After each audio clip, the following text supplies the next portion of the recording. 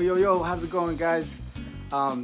As I promised, I'm gonna start doing more music tutorials for people that want to get their music theory or their composition skills up. So yeah, today I'm gonna be talking about the 5/7 chord, the dominant seventh chord, major minor seventh chord. Okay, a very important chord because every time you hear dominant seventh chord, right, it wants to go home, right?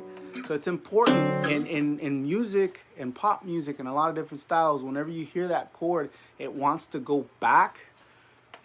It wants to go back five steps. Okay, in music, they usually only work with about 7 notes. Okay, so it's 7 steps, right? C, we'll use the key of C because it's very simple, no sharps or flats. C, D, E, F, G, A, B, C, and then with the octave over here, right? So let's say you got in the major scale, the dominant 7th chord is usually on the 5th, right? The 5th.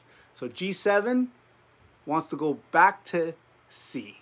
Okay, so G7, so it's G, F, E, D, C. See how it went back 5 steps? If you're using the octave right here, you can go up 4 steps. 1, 2, 3, 4, right here. And why is this important? Because if you throw in a dominant 7th in a song, it implies a different key signature. Okay, they use that a lot in blues, where they play a lot of dominant 7th chords, right? A G7th chord. So you can mess around with the scales or with the key signature if you want to be smart about it, right?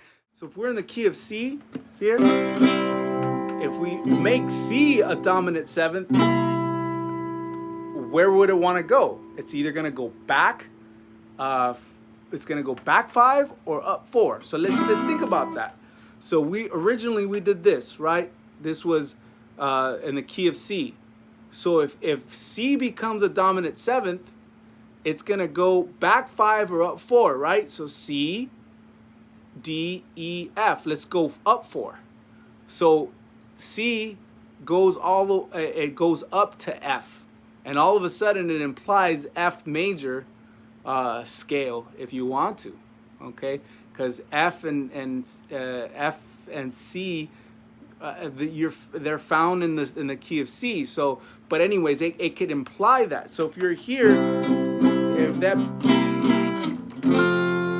then all of a sudden that's home. So it's important to understand how these work because it implies another scale. Okay, so if we're still in the key of C, if I'm here, and then I go to G7, it wants me to go back home, right? But if I keep going and I made that a dominant 7, then it wants to go to F. See that? So it kind of plays with your emotions. That G7 is kind of an interesting thing, but it's important for you to understand that because if you want to get creative and you want to change keys, you add a dominant 7. All these bills, pain, reality. I need something to help me fight this evil dream. Some say it's vanity, how I proceed to kill my soul, finding indemnity.